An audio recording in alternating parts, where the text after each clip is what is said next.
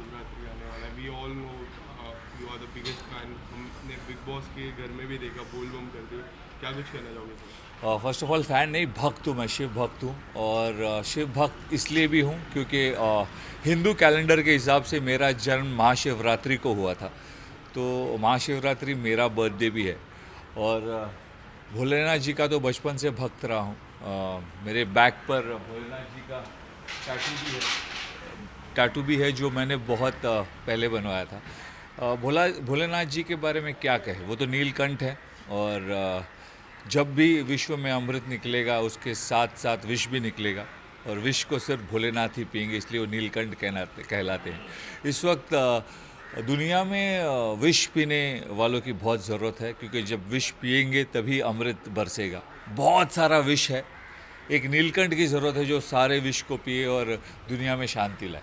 और किस तरह से आप इस दिन को सेलिब्रेट करते हो बचपन से, और इस बार क्या कुछ स्पेशल होने वाला है? मैं महाशिवरात्रि के साथ साथ हर सोमवार को भी मंदिर आता हूँ, जो कि शिव जी का दिन होता है। लेकिन मैं दूध कभी नहीं चढ़ाता, मैं दूध लेता हूँ। महाशिवरात्रि के दिन बहुत सारा दूध लेता हूँ।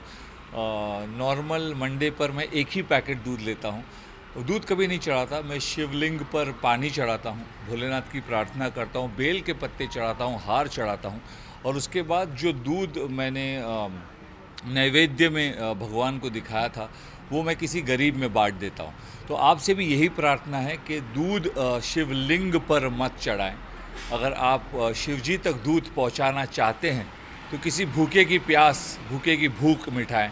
शिव जी तक दूध पहुँच जाएगा। यही सही तरीका है शिव जी तक दूध पहुँचाने का, उन्हें नमन करने का, उनसे आशीर्वाद लेने का। दूध को शिव जी के सामने रखिए और फिर किसी गरीब में बांट दीजिए।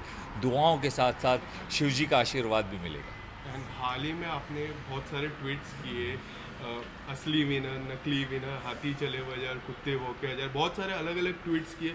उस ट्वीट के पीछे मैं स्टोरी जानना चाहूँगा सर। कोई स्टोरी नहीं है। दुनिया में बहुत सारी नफ़रत है, बहुत सारा आप जानते हैं कि यूक्रेन में क्या हो रहा है। तो इस वक्त हम चाहते हैं कि सब जगह प्यार और पीस फैले। वो ट्वीट किसी के अगेंस्ट नहीं था। हम बिग बॉस में सब लोग अंदर खुश एक साथ रहते थे, एक साथ खाना बनाते थे, एक दूसरे का खाना बांटते थे। मैं अपनी रोटी उमर के साथ बांटता था, करण कुंद्रा की चाय पीता था, तेजस्वी रोज़ खाना बनाती थी, शमिता का अपनी चीज़ें शेयर करती थी मेरे साथ। बाहर आने के बाद हम में कोई लड़ाई नहीं, पर हमारे फैंस आपस में एक दूसरे से लड़ते रहते हैं। मैं सबसे कहना चाहूँगा कि हैव पीस, हैव लव। दुनिया में प्यार की ज़्यादा ज़रूरत है। बिग बॉस एक ऐसा शो है जिसमें हम भरोसा करके बिग बॉस के अंदर जाते हैं।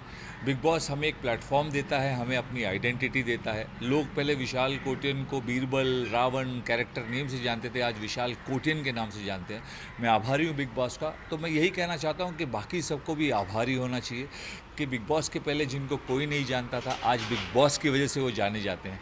तो have gratitude, have humility. Show तो यही है, अच्छा है, बुरा है। बाहर आने पर हर किसी को दुख होता है, मुझे भी हुआ था, पर यही शो है। हम जब बिग बॉस पे भरोसा करके घर के अंदर जाते हैं तो बिग बॉस के बाहर आने के बाद भी बिग बॉस पे भरोसा करना चाहिए, वरना बिग बॉस में आना ही नहीं चाहिए। अगर भरोसा नहीं है तो आना ही नहीं चाहिए। और जिनको लगता है, ऑडियंस को लगता है कि शो अनफेयर है, हमको भी लगता है, कभी कभी मुझे भी लगता है कि होता है, क्योंकि अपने फेवरेट्स होते हैं। पर अगर ऐसा है तो बिग बॉस देखना बंद कर दीजिए, बिग बॉस में आइए ही मत। पर बिग बॉस में बाहर आने के बाद ब्लेम मत कीजिए, because you can like big boss, you can hate big boss, but you can never ignore big boss. So have gratitude towards big boss. Okay, so there is one more reality show, lockup is coming up. क्या कुछ कहना चाहोगे उस show के बारे में? क्या आपको उनसे कॉल आया था? नहीं, मुझे लॉकअप से बिल्कुल कॉल नहीं आया। मैं लॉकअप से कॉल आता तो भी शायद मैं नहीं करना चाहता। मैं फिर एक बार किसी घर के अंदर इतनी जल्दी बंद नहीं होना चाहता। अभी आज़ादी मिली है। कंगना रनावत मेरी फेवरेट है, वो लॉकअप को होस्ट कर रही हैं। भाईजान तो भाईजान है, उनकी तरह कोई नहीं कर सकता, लेकिन कंगना जी भी अच्छा करेंगी। लॉकअप अभी देखा नहीं है, एक बार देखूंगा तो उसके बारे में ज़्यादा बोल पाऊंगा। पर बहुत एक्साइटेड हूँ। एकता जी का शो है एंड वो तो टेलीविज़न और OTT पे कमाल करती हैं। मज़ा आने वाला है। बिग बॉस का ही फॉर्मेट है, कुछ अलग होगा, देखने के बाद ज़्यादा बता पाऊँगा। And Karan and Tejas is coming up with a new song on 3rd March. कितने ज़्यादा एक्साइटेड हो? तेजरंग फैंस के लिए तो बहुत बड़ी बात है, आपके लिए कितनी बड़ी बात है? नहीं, मेरे लिए बहुत बड़ी बात है क्योंकि तेजा मेरी भिड़ू है और करण भी अच्छा दोस्त है। All the best to Karan and Teja, all the best to Tejran fans. ये पहला वीडियो है उनका, तो all the best to love and मज़ा आने वाला है। आई एम ऑल्सो एक्साइटेड, देखते हैं 3 मार्च को ये दोनों क्या धमाल मचाते हैं। घर के अंदर तो बिग बॉस इनसे क्या कहा करते थे कि बिग बॉस चाहते हैं कि तेजस्वी और करण खुशफुसा कर बात ना करें, तो देखते हैं बाहर ये वीडियो में कितना खुशफुसाते हैं। एंड लास्टली आपको किस म्यूजिक एल्बम, ओटीटी क्या कुछ देखने मिलेगा आपको फैंस के लिए? मैं बहुत जल्दी एक शो होस्ट कर रहा हूँ, उसके अलावा एक फ़िल्म कर रहा हूँ जो बहुत ही एक्साइटिंग है। उसके अलावा मैं टेलीविज़न डेली सोप से थोड़ा दूर रहना चाहता हूँ, 20 साल यही काम किया है। अब कुछ और करना चाहता हूँ। I will move on to OTT, I will be hosting a show.